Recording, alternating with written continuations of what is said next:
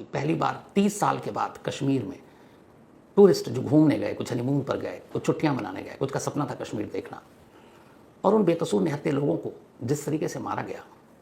और ये खबर मैं लगातार हॉस्पिटल में बैठकर देख रहा हूँ और पता कर रहा हूँ। एक तरफ ये पहलगाम से खबर आ रही है और दूसरी तरफ मैं इत्तेफाक से उसी दिन सर्जरी थी 22 अप्रैल को वाइफ की, तो मैं एक ओटी यानी ऑपरेशन थिएटर से दूसरे, कभी वार्ड कभी इधर, doctor, nursing staff, ward boy, तमाम लोग थे। तो उसमें से बहुत सारे क्राइम तक फैमिली मेम्बर भी थे, बहुत सारे लोग थे जो पहचान गए। तो एक ही सवाल था कि ये क्या हुआ, कैसे हुआ। उनको ये उम्मीद थी कि शायद मैं सारी डिटेल उन्हें बताऊँ। और फिर उन लोगों ने कुछ बातें की और ये पूरी जो 22 अप्रैल की तारीख थी कुछ यूँ गुजरी कि मैं हॉस्पिटल में हूँ, ओटी के बाद बहुत सारे रिलेटिव खड़े, अलग अलग जिनकी ऑपरेशन की बारी आनी है, परेशान, कुछ डरे सहमे से लोग, पता नहीं क्या होगा। उधर नर्स, नर्सिंग स्टाफ, डॉक्टर, वो सब कोशिश में है कि जितने भी लोग आए उनको मायूस ना करूं, मरीज़ को अच्छा करूं। तो सभी मिलजुल कर एक आदमी को बचाने के लिए, एक जान बचाने के लिए एक पूरा अमला, एक पूरे टीम लगी हुई है। डॉक्टरों की हो, अलग अलग डिपार्टमेंट की हो, नर्सिंग स्टाफ की हो, रूम साफ़ करने वाले की हो, ताकि कोई इन्फेक्शन ना हो, हर एक की। मतलब ये सब क्या कर रहे हैं, एक आदमी की जान बचाने के लिए पूरी मेहनत ईमानदारी से लगे हुए हैं, जिसको वो जानते भी नहीं है, जिसकी ज़िंदगी मौत से शायद कुछ फ़र्क भी नहीं पड़ेगा क्योंकि वो प्रोफेशनल लोग हैं। लेकिन फिर भी उनकी जिम्मेदारी ये है कि जो भी उनके पास है उनकी ज़िंदगी बचाओ। एक तरफ मैं उस माहौल में 2 दिन और देख रहा हूँ कि कैसे लोग परेशान हाल, रोते हुए भी, कुछ सीरियस वाले भी आ रहे हैं, दुआएं कर रहे हैं, प्रार्थनाएं कर रहे हैं, और पूरे हॉस्पिटल की टीम सर गंगाराम की वो लगी भी उन्हें बचाने के लिए। और दूसरी तरफ उसी हॉस्पिटल में बैठकर मैं ये टीवी पर और मोबाइल पर ये खबर देख रहे हैं कि नौजवान, नए नए शादीशुदा जोड़े, बच्चे, बुजुर्ग, बूढ़े, औरतें, वो सब घूमने के लिए गई हैं। कोई बीमार नहीं है, सब तंदुरुस्त हैं, और उन्हें कुछ हैवान लगातार उन पर गोलियां बरसा रहे हैं, उनकी जान ले रहे हैं। ये 2 चीज़ें एक साथ मुझे उस दिन, चूँकि काम था नहीं तो ये और गहराई से सोचने का मौका मिला। फिर लगा कि ये है क्या। ये बहुत सारे, मुझसे एक नर्सिंग स्टाफ ने पूछा भी कि सर आपने आतंकवादी तो देखा होगा, आपके 1-2 इंटरव्यू भी देखे मैंने, वो कैसे होते हैं। मेरे पास जवाब ही नहीं था कि कैसे होते हैं। जिनसे कोई मतलब नहीं, जिनसे आपकी कोई दुश्मनी नहीं, जिसको आप जानते तक नहीं हो, आप कैसे उनके साथ इस तरीके के सलूक कर सकते हो। मतलब इसके लिए शब्द ही नहीं है कि इंसान क्या और कैसे हो सकता है। जिन लोगों पे बीती, जो 26 जाने गई, आप उनके परिवार की सिर्फ हालत देखिए, पूरी ज़िंदगी उजड़ गई उनकी। और शायद जब तक वो लोग जिएंगे जो परिवार में बचे हैं, इस 22 अप्रैल की तारीख को नहीं भूलेंगे। उनका गुस्सा, उनकी सारी चीज़ें बिल्कुल अपनी जगह जायज़, लेकिन ऐसे हैवानों का क्या कीजिएगा। सभ्य समाज की एक यही मजबूरी होती है कि इनको आप सभ्यता के साथ ही, गाइडलाइंस के हिसाब से, कानून के हिसाब से ही सज़ा दे सकते हैं, लेकिन वो लोग इन चीज़ों को कहाँ मानते हैं। जो पहलगाम में हुआ और कैसे हुआ, ये पूरी डिटेल के साथ, चूँकि ये मुझे लगा हॉस्पिटल की ये चीज़ें आपके साथ शेयर करनी चाहिए। 30 साल पहले पहली बार, या शायद आखिरी बार, कश्मीर में टूरिस्ट पर हमला हुआ था। बल्कि हमला क्या, एक साथ 6 टूरिस्ट और उनके साथ 2 गाइड थे। तारीख थी 4 जुलाई 1995, 4 जुलाई 1995। 6 टूरिस्ट कश्मीर घूमने गए थे। उनमें से 2 अमेरिकन थे, 2 ब्रिटिश थे, एक जर्मन स्टूडेंट था और एक नॉर्वे के एक्टर थे। ये 6 लोग थे, 6 के 6 लोगों का एक ग्रुप था, 2 गाइड थे, और उनको इसी पहलगाम में घुमाने ले गए थे। 4 जुलाई 1995 को जब ये लोग पहलगाम की उसी घाटी में थे, तभी करीब 40 टेररिस्ट आए, और उन 40 के 40 टेररिस्ट ने गन पॉइंट पे इन सभी को किडनैप कर लिया। किडनैप करने के बाद ये उन्हें अपने साथ ले गए। इसके बाद उन्होंने सरकार से मांग की कि अगर उस वक्त जैश ए मोहम्मद का सरगना मौलाना मसूद अजहर, जिसे बाद में कांधार में छोड़ा गया था, उस वक्त वो जेल में था। कांधार हाईजैकिंग से पहले एक कोशिश मौलाना मसूद अजहर को छुड़वाने की इसी इंसिडेंट से हुई थी, 1995, 4 जुलाई। तो इन 6 विदेशी टूरिस्ट के बदले में आतंकवादियों को लगा इसमें अमेरिकन भी हैं, ब्रिटिश भी हैं, जर्मन भी हैं, नॉर्वे के भी हैं, तो भारत सरकार पर दबाव पड़ेगा और वो छोड़ देंगे, तो ले गए उठाकर। इसके बाद नेगोशिएशन शुरू हुई, बातचीत शुरू हुई, लेकिन महीना बीत गया, कुछ ब्रेकआउट हुआ नहीं। 13 अगस्त 1995 को फिर पहली बार जो नॉर्वे के एक्टर थे, हैंस क्रिश्चियन ऑस्ट्रो, इनकी लाश पहलगाम से दूर एक जगह पड़ी हुई मिली। सर गायब था, सर कहीं और पड़ा हुआ था। 6 टूरिस्ट में से एक को मार दिया गया था। इसके बाद अब और तेजी आई बातचीत के लिए, बहुत सारे बीच में मीडिएटर भी पड़े, पर कोई फायदा नहीं। नॉर्वे की इस टूरिस्ट की मौत के 4 दिन के बाद 17 अगस्त 1995 को इनमें से एक जो अमेरिकन सिटीजन था, जॉन चिल्स, ये किसी तरह से आतंकवादियों को चकमा देकर उनके चंगुल से निकल भागने में कामयाब रहे। 17 अगस्त को 4 जुलाई 1995 को इनका किडनैप हुआ था। 13 अगस्त को नॉर्वे के सिटीजन को मार दिया गया। उसके 4 दिन बाद 17 अगस्त को ये अमेरिकन किसी तरह से निकल भागे। अब बचे 4 बंधक जो चारों विदेशी थे। इसके बाद कोशिश शुरू हुई। बाद में एक बयान आता है आतंकवादियों का कि अब हम सरकार इंटरेस्टेड नहीं है, इसलिए हम कोई बातचीत नहीं करेंगे। 95 की वो तारीख है। आज 2025 में हम बैठे हैं, 30 साल हो गए हैं। बाकी के 4 बंधकों का क्या हुआ आज तक किसी को नहीं पता। बट यही है, क्योंकि वो कभी लौट कर गए नहीं घर, कभी अपने फैमिली से बात नहीं की, तो इशारा साफ था। उन 4 के 4 लोगों को मार दिया गया। इसके बाद एक ऑपरेशन चला था उसी अनंतनाग डिस्ट्रिक्ट पहलगाम के इर्द गिर्द के जंगलों में, पर कोई फायदा नहीं हुआ। 30 साल के बाद इसी पहलगाम में 22 अप्रैल को 5 से 6 आतंकवादी उस जगह पर पहुंचते हैं जो पहलगाम का सबसे खूबसूरत टूरिस्ट स्पॉट है। यहाँ पे सैलानी अमूमन चाय पीने, कहवा पीने, कोल्ड ड्रिंक लेने, रिफ्रेशमेंट लेने के लिए आते हैं। वहाँ कुर्सियाँ भी होती हैं, आप बैठे हैं, थोड़ा पास में नहर बह रही है, उसे देखें, खूबसूरत मंजर है। कई बार मैं इस जगह पर गया हूँ पहलगाम में। तो 22 अप्रैल को भी ये लोग पहुँचे थे और अचानक गोलियाँ चलने लगती। ये लोग कौन थे, कैसे आए, जो अब तक की इन्वेस्टिगेशन हुई है वही कहानी आज आपके सामने है।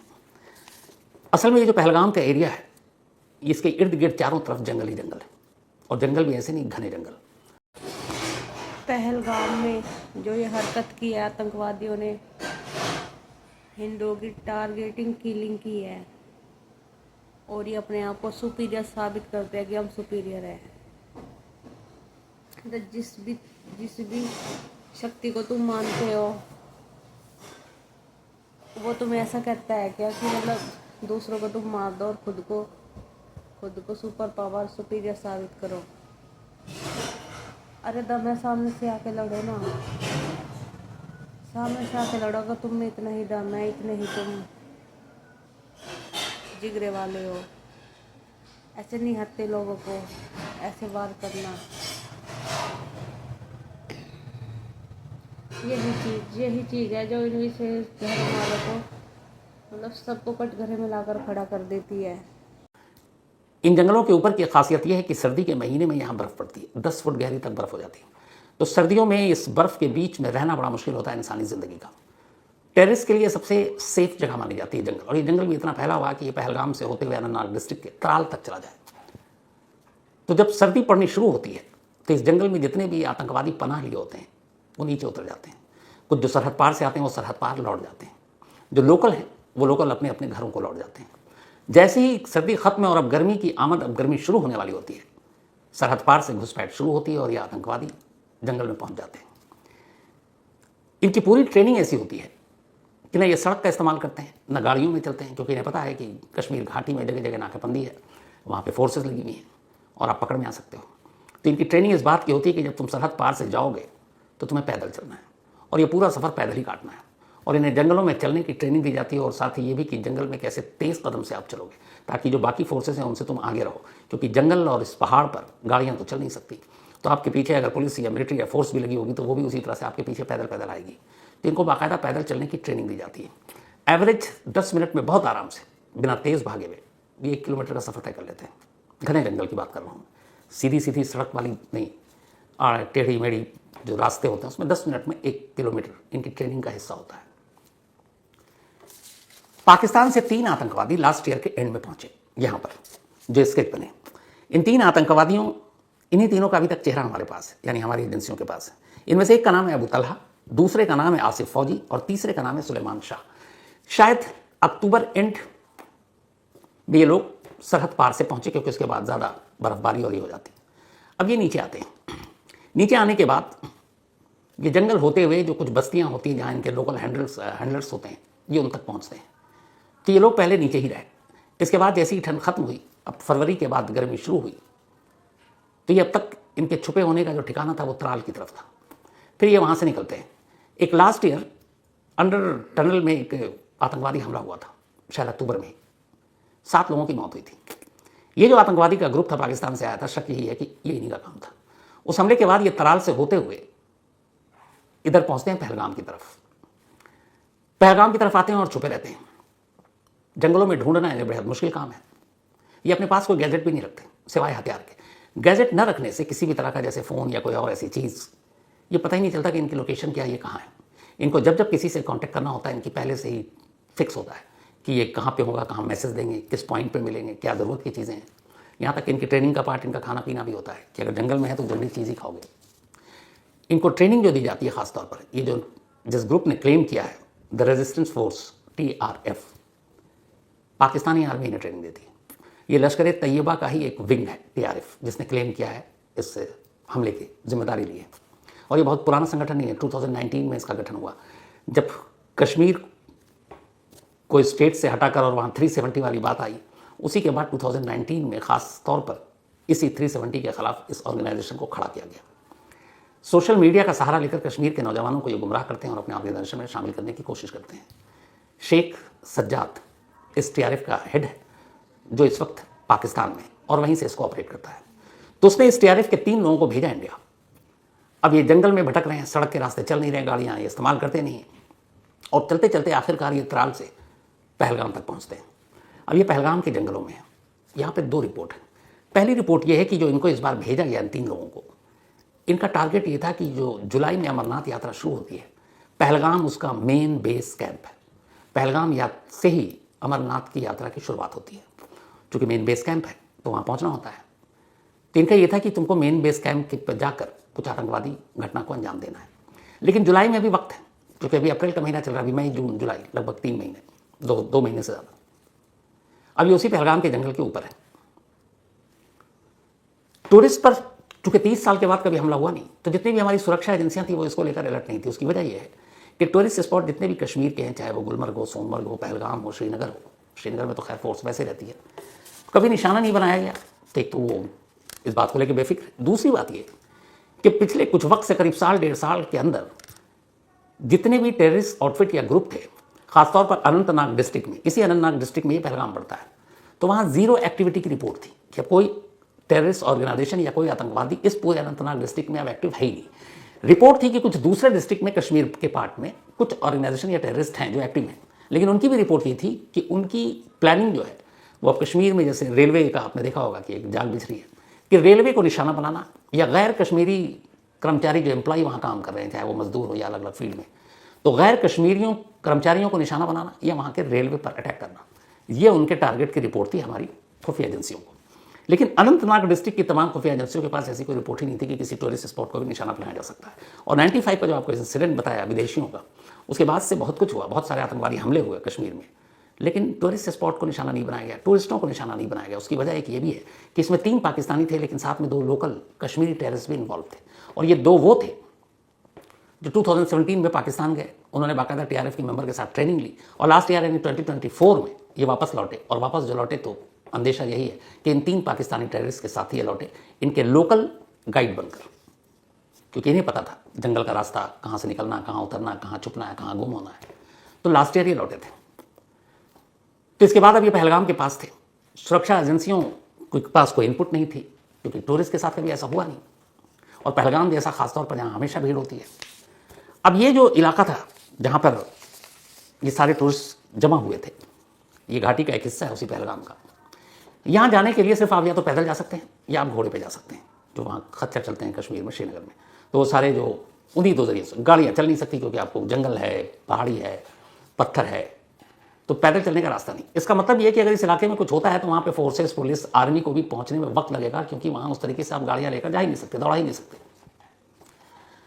तो पहलगाम एक काफ़ी बड़ा इलाका है, बहुत सारे लोग किसी नदी के किनारे होते हैं, कहीं किसी और स्पॉट पर होते हैं। ये जिस स्पॉट को इन्होंने चुना वो स्पॉट ऐसा था कि वहाँ पे लोग जब घूमने आते, थक जाते, तो वहाँ स्नैक्स के लिए, रिफ्रेशमेंट के लिए चाय, कॉफ़ी, कहवा, कोल्ड ड्रिंक या फिर बाकी कुछ खाने पीने के लिए, इसीलिए वहाँ पे बहुत सारे रेस्टोरेंट थे, बाकायदा वहाँ कुर्सियाँ लगी थी, लोग वहाँ पे फोटोग्राफी करते, सीनरी अच्छी थी, तो वहाँ पे एक साथ जमा होते। वरना टूरिस्ट ये होता है कि एक का ग्रुप उधर, एक उधर, सब बिखरे होते थे। ये वो जगह थी जहाँ पर एक साथ इकट्ठा होते थे, ये उन्हें पता था।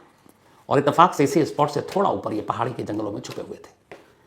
इन्होंने उतरने के बाद शायद जो लोकल थे रेकी भी की, रेकी करने के बाद इन्होंने ये तय किया अब ये नीचे उतरे तो उस वक्त बहुत सारे सैलानी थे, टूरिस्ट थे। अब इन्होंने अंधाधुंध गोलियाँ चलाई। एक नया ट्रेंड ये हो गया कि आजकल टेररिस्ट अटैक के दौरान जो टेररिस्ट होते हैं वो बॉडी कैमरा लिए होते हैं, बॉडी कैमरा पहने होते हैं, अपने हथियार पर कैमरा लगा देते हैं, ताकि वो जो कर रहे हैं वो शूट कर सकें। एक तो शूट कर रहे हैं और दूसरा कैमरे में शूट करें, इसलिए करें ताकि आगे चलकर उसका प्रोपेगेंडा कर सकें, प्रचार प्रसार कर सकें अपने संगठन का। तो यहाँ भी ये लोग लेकर चले बॉडी कैमरा भी था, इनके गन पे भी कैमरा था, हथियार पर। लेकिन सोशल मीडिया पे जो बहुत सारी तस्वीरें आ रही हैं इस शूट आउट के बाद की, उनमें से उस बॉडी कैमरे की तस्वीरें शायद नहीं है। सुरक्षा एजेंसियों का कहना है कि वो सब दूसरी तस्वीरें हैं। टेररिस्ट के बॉडी कैमरा या फिर उनके हथियार से लिए गए वो तस्वीर नहीं है। अब जब ये शूट कर रहे थे तो चूँकि बहुत सारे वहाँ पे लोग थे जो वहाँ के कर्मचारी थे, मुलाजिम थे, वो भी थे, लोकल कश्मीरी भी थे, गाइड भी थे, घोड़े वाला भी था, सैलानी भी थे, तो वो आपस में बात भी कर रहे थे ज़ोर ज़ोर से गोली चलाते वक्त। तो जो बात कर रहे थे 5 लोग, उनमें से 3 की बोली और भाषा एक जैसी थी और 2 की एक जैसी थी। जो 3 मेन टेररिस्ट बात कर रहे थे, उर्दू में बात कर रहे थे, वो उर्दू जो पाकिस्तान में बोली जाती है, वैसी उर्दू हमारे देश में भी नहीं बोली जाती, इंडिया में। तो उनकी बोलचाल से वहाँ के लोकल कश्मीरी को ये पता चल गया था कि ये पाकिस्तानी है और ये कश्मीरी नहीं है। लेकिन जो 2 बाकी थे, जो बाकी बचे हुए 2, वो बात कर रहे थे कश्मीरी और वो भी लोकल कश्मीरी। तो बाकी जो वहाँ पे लोकल कश्मीरी थे, उन्होंने उन दोनों की बोलचाल से ये पकड़ लिया कि ये लोकल है। इसीलिए इंसिडेंट के बाद जब पूछताछ हुई और सारे चश्मदीदों को बुलाए गए, तब पहली बार ये खुलासा हुआ कि इस अटैक में 2 लोकल मिलिटेंट शामिल थे और वो दोनों कश्मीरी थे, जबकि 3 पाकिस्तानी थे। और फिर चश्मदीदों के हवाले से ही उनके स्केच बनाए गए। अब ये सब हो गया, लेकिन इसके बाद क्या हुआ? जब ये हमला हुआ, मुश्किल से 10 मिनट में उन्होंने अंधाधुंध गोलियां चलाई और 10 मिनट के बाद ये जिस रास्ते से आए थे उसी रास्ते से उन्हें पता था कि 10 मिनट के बाद यहाँ पे फोर्सेस भी पहुंचेगी, बाकी चीज़ें भी होंगी। तो उसी पहलगाम से उसी जंगल के अंदर दाखिल हो गए और जंगल के अंदर घुसने के बाद ये वहाँ से गुम। अब हमारी फोर्सेस और बाकी लोगों के सामने दिक्कत ये होती है कि चूंकि जंगल में ये लोगों को चलने की पूरी ट्रेनिंग है, आदि हैं, और कई बार मुखबिर ने खबर दी कई टेररिस्ट ऑर्गेनाइजेशन या टेररिस्ट के होने की कि इस वक्त अनंतनाग डिस्ट्रिक्ट के किसी जंगल में, वो त्राल में है, वो सोनमर्ग की तरफ उधर से आगे है, कहीं और है। लेकिन जब तक ये खबर मिलती है और हमारी टीम वहाँ पहुँचती है, तब तक ये अपनी जगह बदल चुके होते हैं और जगह बहुत तेज़ी से बदलते हैं, क्योंकि अगर 10 मिनट के अंदर 1 किलोमीटर का सफर तय कर रहे हैं तो आप समझिए। और जब ऐसे सिचुएशन में खुद टेररिस्ट को पता चलता है कि फोर्सेस को भनक लग गई, वो आ रहे हैं, तो यार ऊंचाई की तरफ जाते हैं और ऊंचाई की तरफ जाना और मुश्किल होता है। नहीं, ये भी ट्रेनिंग होती है कि -10 डिग्री टेम्परेचर में भी उस जगह को छोड़ते नहीं और वहाँ सर्वाइव करते हैं। तो इस वक्त भी यही है रिपोर्ट आखिरी कि ये लोग जंगल में हैं, लेकिन ये जंगल इतना विशाल है, इतना बड़ा है कि जंगल को खंगालने में ही काफ़ी वक्त लग जाता है। अब कई बार ऐसा होता है कि खाने पीने या बाकी की चीज़ें लेने के लिए लोग नीचे आएंगे, लेकिन इनकी ट्रेनिंग का पार्ट ये भी है कि खाना पीना भी ये सब जंगल के हिसाब से कर लेंगे। तो हमारी जो मिलिट्री की टीम है, हमारी जो बाकी टीमें हैं, इस वक्त जंगल में भी सर्च ऑपरेशन चला रही हैं। 22 को ही ये हुआ था, आज 24 है, काफ़ी घंटे बीत चुके हैं। तो ये किस किस रूट से कहाँ कहाँ या कितने ऊंचाई पर या कितने नीचे जा सकते हैं, इन सारी चीज़ों का एक आकलन किया जा रहा है बाकायदा मैप के जरिए। और ये कोशिश की जा रही है कि इससे पहले कि ये गुम हो जाए, इन्हें दबोच लिया जाए। तो टीम लगी हुई है और उम्मीद यही है, इन्हें पकड़ा जाना चाहिए, इन्हें इनके किए की सज़ा जल्द से जल्द मिलनी चाहिए, क्योंकि इन्होंने जो कुछ किया है, कम से कम इंसानियत के डिक्शनरी में माफ़ी के लायक तो कुछ है ही नहीं। तो इस वक्त एनआईए को इस मामले की जांच सौंपी गई है। एनआईए की एक भारी भरकम टीम घाटी पहुंच चुकी है, जिसमें बड़े बड़े इस टीम में इंस्पेक्टर जनरल हैं, डिप्टी इंस्पेक्टर जनरल हैं, सीनियर सुपरिटेंडेंट हैं और बाकी तमाम लोग हैं। इस टीम के अलावा वहाँ की जो मिलिट्री इंटेलिजेंस है वो अपना काम कर रही है, जो जम्मू कश्मीर की लोकल पुलिस है वो एनआईए की हेल्प कर रही है, जो इंटेलिजेंस ब्यूरो यानी आईबी वो अपनी तरफ से इनपुट इकट्ठा करने की कोशिश कर रही है। और हर एक का इस वक्त बस एक ही लक्ष्य, एक ही टारगेट है, पहलगाम के इन गुनहगारों को जल्द से जल्द पकड़ कर उन्हें उनके किए की सज़ा देना। बेशक देर हो रही है, लेकिन ये पकड़े ज़रूर जाएंगे। और इस बीच भारत सरकार ने भी बहुत सारे कदम उठाए हैं, क्योंकि इसका सीधा सीधा रिश्ता पाकिस्तान से जुड़ा है। जो 3 पाकिस्तानी टेररिस्ट हैं, उनका संबंध सीधे सीधे द रेजिस्टेंस फोर्स यानी TRF से है, जो लश्कर तैयबा की एक शाखा है, और उसी लश्कर का चीफ हाफिज सईद है, वो भी वहीं छुपा हुआ है। मुंबई अटैक के सिलसिले में हमें उसकी तलाश है। तो इन सारी चीज़ों का पनाहगार पाकिस्तान है, और इसीलिए भारत सरकार ने पाकिस्तान से बहुत सारी चीज़ें, जैसे एम्बेसी में अपने स्टाफ कम कर दिए, चौकियाँ बंद कर दी, ट्रेड तो वैसे भी नाम कर रहा है। इसके अलावा जो सिंधु नदी का वो पानी है उसको रोकने का फैसला किया गया है। जो पाकिस्तानी इंडिया में हैं, जब वीज़ा से आए हैं वैलिड, उनको वापस भेजने के लिए 48 घंटे का टाइम दिया गया है। ये सारे कदम उठाए जा रहे हैं, बातचीत हो रही है, लेकिन सवाल यही है कि हर बार हमेशा इस हमले के बाद होता है। फिर क्या होता है, थोड़े दिन बाद हम लोग भूल जाते हैं। सिर्फ वही परिवार याद रखता है जिस परिवार के ऊपर ये बीती है। कई सारे लोगों का ये भी कहना था कि ऐसा क्यों, हम क्यों ना सीधे पाकिस्तान के साथ अपने रिश्ते को ख़त्म कर लेंगे, किस्तों में ये बंद करना, वो करना, एम्बेसी से स्टाफ कम कर देना, क्या यही हाल है? तो उस पर असल में एक दिक्कत है। भारत पाकिस्तान के साथ या पाकिस्तान भारत के साथ पूरी तरीके से रिश्ते ख़त्म नहीं कर सकता। इसकी कई वजह हैं, लेकिन 2 से 3 सबसे अहम वजह। पहली वजह यह है कि हमारी भारत की सबसे लंबी जो सीमा है, बॉर्डर है, सरहद है, वो पाकिस्तान से लगती है। अब पाकिस्तान के साथ हमारी सरहद है बहुत लंबी, कई 100 किलोमीटर की। तो जिस पड़ोसी के साथ आपकी सरहद लगी है, ऐसा नहीं हो सकता कि आप उससे बातचीत बंद कर दें। बहुत सारी ऐसी चीज़ें डे टू डे बेसिस पे होती है कि आपको बात करनी पड़ेगी। तो बात करने के लिए तरीका क्या होता है? एक प्रॉपर चैनल, डिप्लोमेटिक चैनल, इसलिए एम्बेसी होती है, इसलिए एम्बेसडर होते हैं, इसलिए दूतावास होता है। जैसे आज ही की खबर है कि एक बीएसएफ के हमारे जवान को पाकिस्तानी रेंजर ने पकड़ लिया क्योंकि वो गलती से पाकिस्तान की सरहद में चला गया। अब दोनों सरहद के अफसरों के बीच में बातचीत हो रही है। अब ऐसे सोचिएगा अगर बातचीत नहीं है, हर तरफ से रिश्ता खत्म है, तो फिर बातचीत आप कैसे करेंगे? तो हर बात, हर चीज़ के लिए छोटी छोटी आप जंग नहीं कर सकते। तो पहला मसला यही है कि इतना लंबा बॉर्डर है हमारा कि हमें बातचीत कभी ना कभी करनी पड़ती है। नंबर 2, इंडिया और पाकिस्तान दोनों न्यूक्लियर वेपन कंट्री, परमाणु बम है दोनों के पास। तो ऐसे में बहुत सारे समझौते होते हैं, जिस समझौते के तहत ये भी है कि बातचीत का सिलसिला रहना चाहिए, वरना कुछ भी हो सकता है। तीसरा, यूनाइटेड नेशन के दोनों मेंबर हैं। यूनाइटेड नेशन के मेंबर होने के नाते भी बड़ी सारी मजबूरियां और बंदिशें और बेड़ियां होती हैं, वो बेड़ियां भी भारत के साथ हैं। तो यही वजह, आप ट्रेड ख़त्म कर सकते हैं, आप बाकी चीज़ें ख़त्म कर सकते हैं, आर्ट, कल्चर, ट्रेड जो भी है, लेकिन कुछ मजबूरियां ऐसी होती हैं जिसकी वजह से आप पूरी तरह से रिश्ता नहीं तोड़ सकते, और वही दिक्कत आती है हर बार। लेकिन सवाल ये है कि पहलगाम के बाद कितने दिन हम इसे याद रखेंगे, फिर भूलेंगे, फिर कुछ होगा तब हम जागेंगे। फाइनल इलाज क्या है इसका? सबसे बड़ा सवाल यही है, क्योंकि लड़ाई, नफरत सब अपनी जगह, आम आदमी बेकसूरों का क्या मतलब होता है? जो हनीमून बनाने गए हैं उनके बेचारों का क्या आतंकवाद से लेना देना? जो हस्बैंड वाइफ न जाने कब से एक सपना देख रहे थे कश्मीर घूमना है, बड़ी मुश्किल से उन्होंने प्लान बनाया, बुक किया, गए घूमने, उनका क्या कसूर है? और सबसे बड़ी बात, जो कश्मीर पूरा टूरिज्म के ऊपर जिंदा है, वहाँ के चाहे घोड़े वाले हों, वहाँ के छोटे छोटे दुकान वाले हों, वहाँ के होटल वाले हों, इस एक इंसिडेंट से सारे करीब 90% टूरिस्ट या 80% टूरिस्ट की बुकिंग कैंसिल हो गई है।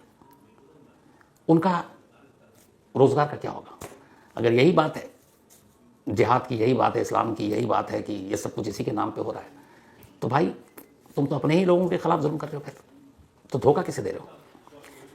जिनकी अब रोज़गार नहीं, क्योंकि टूरिस्ट से ही चलता है, वो टूरिस्ट तो सब लौट आए, तो उनका वो कैसे जिंदा रहेंगे? उनका क्या कसूर है? वो रो रहे हैं, और किसकी वजह से रो रहे हैं? उन लोगों जैसे मुट्ठी भर लोगों की वजह से। तो इसीलिए ना वो किसी के अपने हैं, ना किसी के सगे हैं, ना उन्हें किसी के दुख से मतलब है, ना उन्हें किसी के सुख से मतलब है, उन्हें बस खून से मतलब है। और ऐसे लोगों को इंसान कहना भी इंसानियत की तौहीन है। बस दुआ यही है कि ये जो गुनहगार हैं ये जल्द से जल्द पकड़े जाएं और इन्हें इनके किए की सज़ा ऐसी मिले कि फिर एक सबक हो।